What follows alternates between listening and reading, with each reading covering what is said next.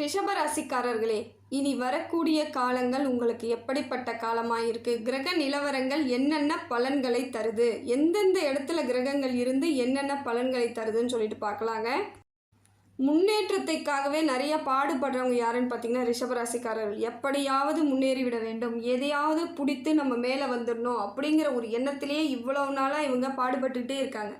ஆனால் இவங்க எடுத்த காரியங்கள் எதுவுமே இன்றைய வரையும் முழுசாக முடியவும் முடியாது. அப்படியே முடிந்தாலும் அது தோல்வியில் முடியும். இதனாலே இவங்க நிறைய விரக்தி ஆகிருக்கலாம், பொருளாதார இழப்பு ஏற்பட்டிருக்கலாம், உறவுகளிடமிருந்து கூட இவங்களுக்கு தேவையில்லாத சங்கடங்கள் ஏற்பட்டிருக்கும்.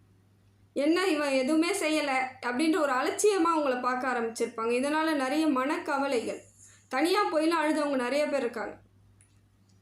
ரிஷபராசிக்காரர்கள் தனியாகவே நிறைய இடத்துல ரொம்ப கஷ்டப்படுவாங்க, வெளியவும் சொல்ல முடியாது. என்னத்த சொல்கிறது, இதை சொல்லினா நம்மளுக்கு மறுபடியும் மீண்டும் மீண்டும் பிரச்சனை தானே வரும், எப்படி சொல்கிறது, ஆனால் வலிக்குதே அப்படின்னு சொல்லிட்டு தனியாக எத்தனையோ இடத்துல தனியாக சோகமாக கவலையாக எத்தனையோ இடத்துல இருந்திருப்பாங்க. இது எல்லாம் சரியாகக்கூடிய காலகட்டத்துக்கு வந்துட்டீங்க. இனி உங்களுக்கு நல்லது நடக்கும், பிரச்சனை கிடையாது. இருந்தாலும் நீங்கள் செய்த சின்ன சின்ன தவறுகளை செய்யாமல் இருக்கணுங்க. தேவையில்லாமல் மற்றவர்களை நம்புவதை முதல்ல நிறுத்தணும். யார் எது சொன்னாலும் அது சரியாக தான் இருக்கும்னு நீங்கள் இத்தனை காலமாக நம்பிட்டு இருக்கீங்க. யார் எது சொன்னாலும் அது தவறாகத்தான் இருக்குன்னு நம்புங்க. சரியாகவே இருந்தாலும் பரவாயில்ல, நீங்கள் தப்பாக தான் இருக்குன்னு ஃபஸ்ட்டு நம்புங்க. நம்பிட்டு நீங்கள் என்ன செய்யணும் நீங்கள் முடிவு பண்ணுங்கள். அது தவறா சரியோ அதை நீங்கள் முடிவு பண்ணி செய்யும் பொழுது பெரிய பாதிப்பு உங்களுக்கு வரவே வராது. மற்றவங்களால தான் உங்களுக்கு பெரிய பெரிய பாதிப்புகளை சந்தித்து இன்றைய வரைக்கும் கஷ்டப்பட்டுட்ருக்கீங்க. அதே போல் எத்தனை முயற்சி செய்தாலும் நீங்கள் திருப்பி திருப்பி தோல்வி அடையும் பொழுது திருப்பி எந்திரிச்சு நிற்கணும்னு தான் நினைக்கிறீங்க.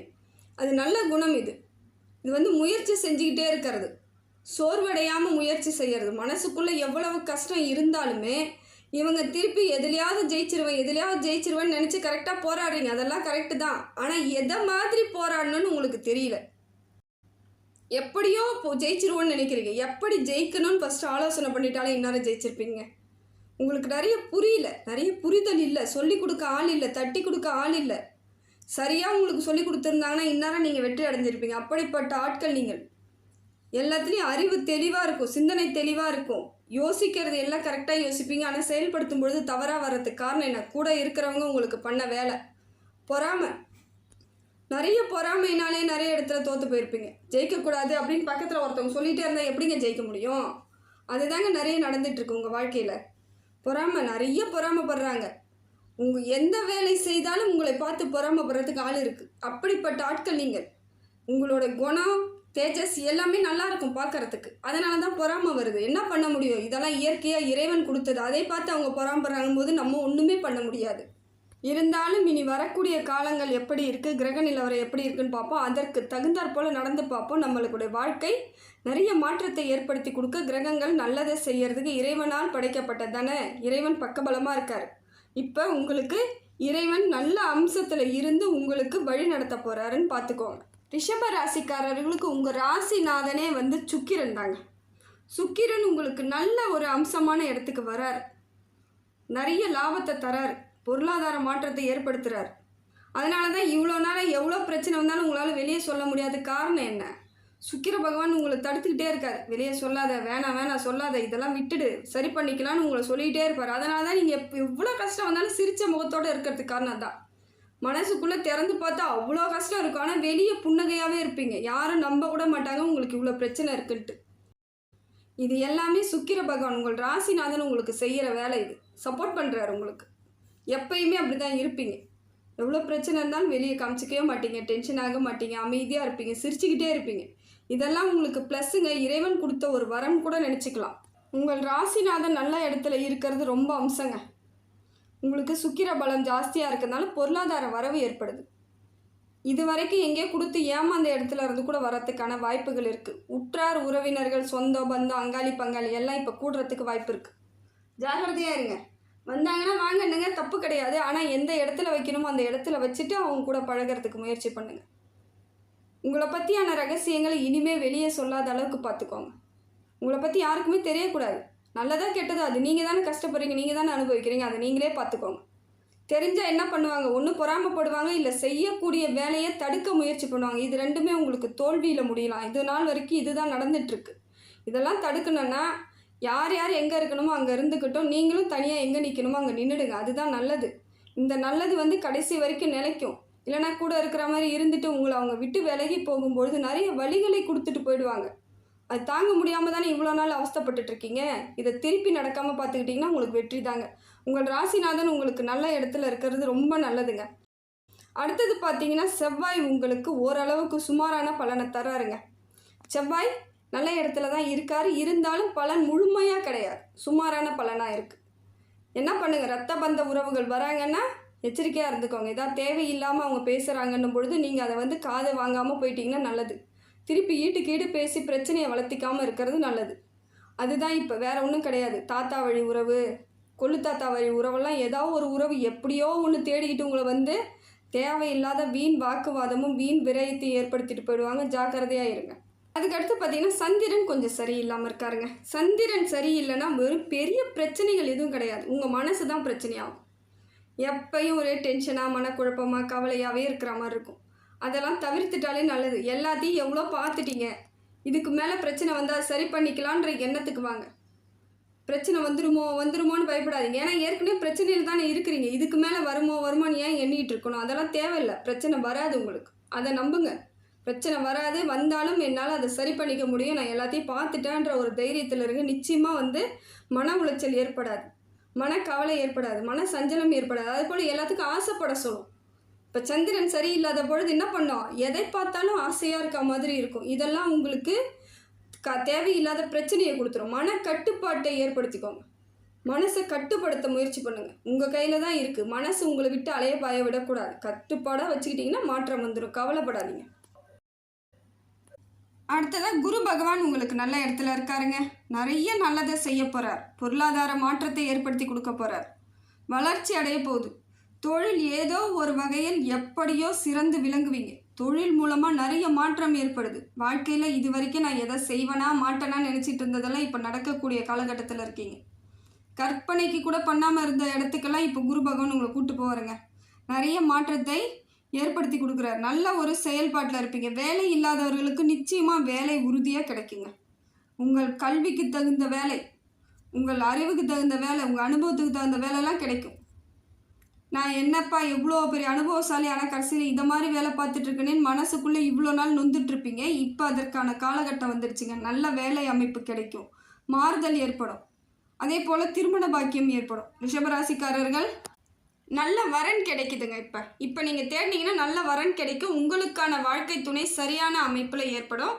தைரியமாக நீங்கள் எல்லாத்துலேயும் இறங்கி துணிஞ்சு செய்யலாம், கவலை கிடையாது. அதே போல் குழந்தை பாக்கியம் ஏற்படுங்க. குழந்தை பாக்கியம் உண்டாகும். காலம் உங்களுக்கு நல்ல கனிவான காலமாக தான் இருக்குது. நிறைய மாற்றத்தை ஏற்படுத்தி கொடுக்குதுங்க. இதை நீங்கள் பயன்படுத்திக்கிற விதத்தை தான் இருக்குது, உங்கள் கையாளும் விதம் தான். எதையும் வந்து அலட்சியப்படுத்தாமல் கரெக்டாக முறையாக யோசித்து செஞ்சீங்கன்னா நிச்சயமாக உங்கள் வாழ்க்கைக்கு ஒரு மாறுதலை ஏற்படுத்தி கொடுக்குறாருங்க குரு பகவான். அதே போல் நல்ல நட்புகளையும் ஏற்படுத்தி கொடுப்பார். குரு பகவான் உங்களுக்கு ஆலோசனை கொடுக்க ஆள் இல்லாமல் அவஸ்தைப்பட்டுட்டு இருந்தீங்க இல்லைங்களா, இப்போ உங்களுக்கு ஒரு நல்ல ஆலோசனை கிடைக்க ஒரு நண்பர்களை ஏற்படுத்தி விடுவார். இது வந்து குரு பகவானோட இயற்கையான குணம். எங்கெல்லாம் அவர் வந்து ஒரு நல்ல இடத்துல அமர்றாரோ அந்த இடத்துலலாம் குருவாக செயல்படுறதுக்கு ஒரு நண்பரையோ உறவினர்களையோ ஒரு யாரையோ ஒருத்தவங்களோ அனுப்பிட்டு இருப்பாங்க. உங்களுக்கு நல்ல நண்பர்கள் வர வாய்ப்பு இருக்குது. ஏதோ ஒரு இடத்துல உங்களுக்கு தவறு நடக்காமல் இருக்க அவங்க பார்த்துக்குவாங்க. சிந்தனையை தெளிவுபடுத்த வருவாங்க, தட்டி கொடுப்பாங்க. இதையெல்லாம் இதையெல்லாம் செய் அப்படின்னு சொல்லும் பொழுது உங்களுக்கே ஒரு உற்சாகம் கிடைக்கும். இதெல்லாம் குரு பகவான் மூலம் உங்களுக்கு நிச்சயமாக வாழ்க்கையின் மாற்றத்திற்காக அமைய போகிறதுங்க. அடுத்தது சூரியன் உங்களுக்கு நல்ல இடத்துல இருக்குதுங்க. சூரியனும் உங்களுக்கு சிறப்பாக அமைவது நல்ல ஒரு மாற்றம் தாங்க. எப்படின்னா உங்களுக்கு பேர் புகழ் எல்லாமே கிடைக்கும். எந்த பதவியில் இருந்தாலும் அதற்கு மேல் ஒரு பதவி போவீங்க, உயர் பதவி கிடைக்கும். எந்த வேலையில் இருந்தாலும் எந்த இடத்துல இருந்தாலும் உங்களுக்கான மரியாதை கிடைக்கும், அங்கீகாரம் கிடைக்கும், கௌரவம் ஏற்படும். சூரியன் சரியாக இருக்கும் பொழுது எல்லாமே உங்களுக்கு மாறுதலை ஏற்படுத்தி கொடுப்பார். சூரிய நமஸ்காரம் மட்டும் பண்ணிவிடுங்க, வேறு ஒன்றும் வேணாம். காலையில் எந்திரிச்சு சூரியனுக்கு நமஸ்காரம் பண்ணிவிட்டு உங்கள் வேலையை தொடர்ந்து பண்ணிக்கிட்டே இருங்க. நிறைய மாறுதலை ஏற்படுத்தி கொடுக்க சூரியன் உங்களுக்கு பக்கபலமாக இருக்கார். அதே போல் பொருளாதார வரவுலையும் நல்லா இருக்குது. இழப்பு இல்லாமல் பார்த்துக்குவார். பொருளாதார இழப்பை செய்யாமல் பார்த்துக்குவார். பொருளாதாரம் உங்களுக்கு மாற்றத்தை ஏற்படுத்தி கொடுக்கறது ரொம்ப சிறப்பான ஒன்றுங்க. உறவினர்கள் முன்னாடி தலை நிமிர்ந்து நிற்கிறதுக்கான வாய்ப்புகளை ஏற்படுத்தி கொடுப்பார். இது வரைக்கும் எந்தெந்த இடத்துல அவமானப்பட்டு கஷ்டப்பட்டீங்களோ அந்த இடத்துல இப்போ நிமிர்ந்து நிற்கிறதுக்கு வாய்ப்புகளை ஏற்படுத்தி கொடுப்பார். நிதானமாக மட்டும் இருங்க, அது மட்டும் செய்தாலே போதும். பொறுமை ரொம்ப முக்கியம். ரொம்ப பொறுமையாக இருந்துருங்க, ஒன்றும் வேண்டாம். இயற்கையாக எல்லாமே நடக்கும். இயற்கையானதாகவே எல்லாமே செயல்படும் பொழுது உங்களுக்கு எந்த வித பிரச்சனையுமே வராதுங்க. எல்லாமே மாற்றமாக இருக்கும். துணிந்து செயல்பட்டால் மட்டும் போதும். நிதானமாக துணிந்து செயல்படுங்கள். மாறுதல் உங்களுக்கானதாக இருக்குதுங்க. அடுத்தது புதன் உங்களுக்கு கொஞ்சம் சரியில்லாமல் இருக்காருங்க. புதன் உங்களுக்கு சரியில்லாமல் இருக்காருன்னா என்ன பண்ணுவோம்? பெரிய பிரச்சனை எதுவும் கிடையாது. இருந்தாலும் அப்பப்போ உங்களுக்கு மனசுக்குள்ளே ஒரே டென்ஷன், மூளை யோசிக்கும் பொழுது தேவையில்லாத சிந்தனைகள், பழைய வழிகளை திருப்பி திருப்பி கொடுத்துக்கிட்டே இருக்கும். பழசெல்லாம் நினச்சி பார்த்துட்டே இருப்பீங்க. எப்போ பார்த்தாலும் அவன் அதை பண்ணான், இவன் இதை பண்ணான், என்னை ஏமாற்றிட்டாங்க, அதை பண்ணிட்டாங்கன்னு உங்களுக்கு தேவையில்லாத சிந்தனைகளை கொடுத்துக்கிட்டே இருக்கிற மாதிரி இருக்குது. புதன் சரியில்லைன்னா இதை மாதிரி பிரச்சனை வரும். அதே போல் ஏதாவது வேலை செய்ய போகிறோன்னா அதுக்கு சரியான முறையாக உங்களுக்கு யோசிக்க தெரியாமல் போகும். செய்தால் சரியாக இருக்குமா இருக்காதான்ற யோசனையே புரியாது.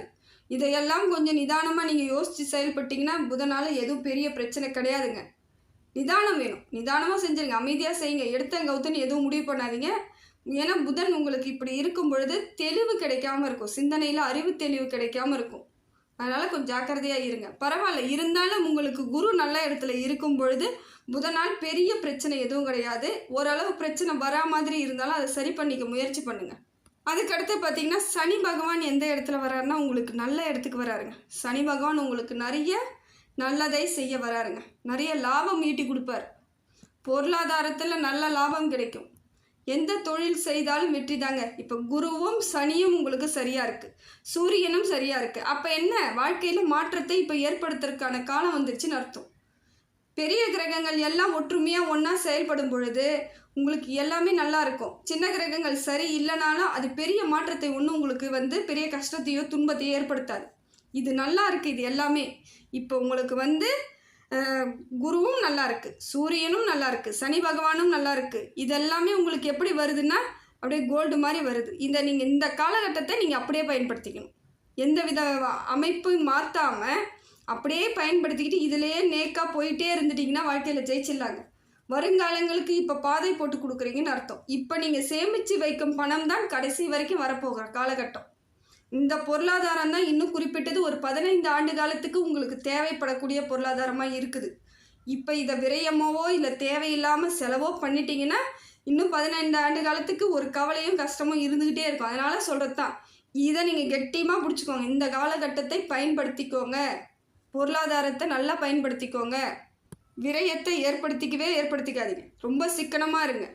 வரக்கூடிய காலகட்டம் சரியில்லாத அமைப்பில் இருக்கும் பொழுது உங்களுக்கு இந்த காலகட்டம் உங்களுக்கு ஈடு கொடுக்கும்.